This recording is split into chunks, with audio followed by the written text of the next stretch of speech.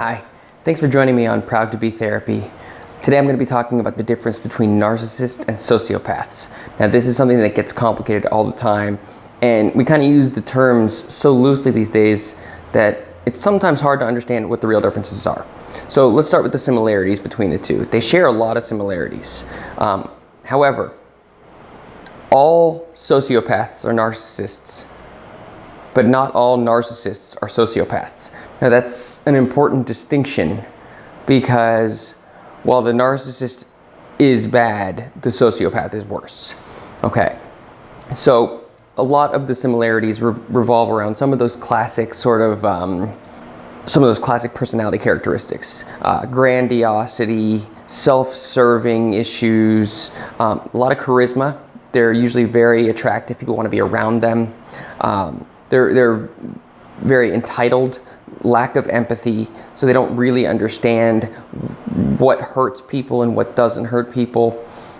One of the key differences between a narcissist and a sociopath is that the narcissist will always focus on themselves, whereas a sociopath will lull you into focusing on yourself. So in a conversation, the narcissist will talk about themselves, the sociopath will get you to talk about you, because they want to pull you in. They want information, they want data to be able to manipulate. One of the main things that's important to understand is that the narcissist is usually somewhat unaware of the way they do things or why they do things, whereas the sociopath is very strategic, very aware that they are different, that they lack empathy, that they aren't like everybody else, and therefore are able to better manipulate.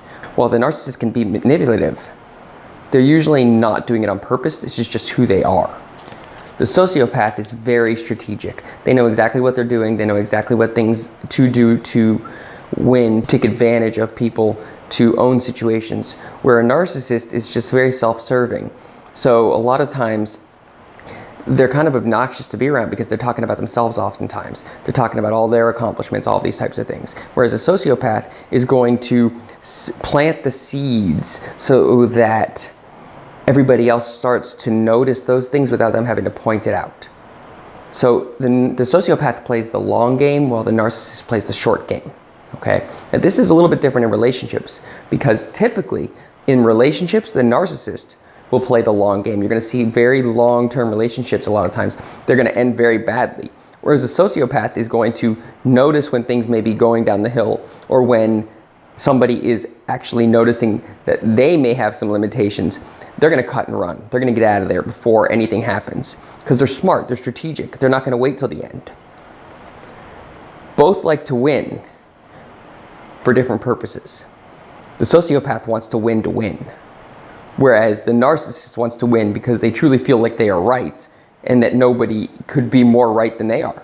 So it's more of a pride thing than it is an actual strategy. Because oftentimes you'll see narcissists fight basically to the point where they have nothing left, whereas a sociopath is way smarter than that, and they're going to find a spot and end it quickly if they need to.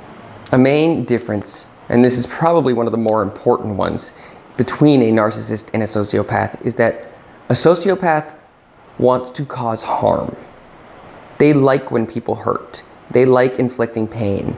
Whereas a narcissist is only interested in themselves. It's not that they want to inflict pain, even though they often are inflicting pain. They're not doing that as the sole purpose of their enjoyment. They are doing that as a result of needing to be appreciated or validated or seen in a positive light. They're doing it out of a self-serving reason versus the sociopath who gets enjoyment out of other people suffering. Remember, both of them lack empathy. Both narcissists and sociopaths aren't people you want to get in the way of. These are people you want to avoid at all costs if you can. There will be red flags. Pay attention to them. The lack of empathy being the #1 issue. Because no matter what, if you're with somebody who lacks empathy, they're going to be a terrible partner, they're going to be a terrible friend, they're going to be a terrible boss. And those are things you need to be looking out for. If you notice those signs, don't wait. Safely end the relationships. Safely try to get away from that person. And in the next video, I'll talk about how to get that done. Please subscribe to the channel. Hopefully I'll be putting up lots more videos, and like and comment. Thank you.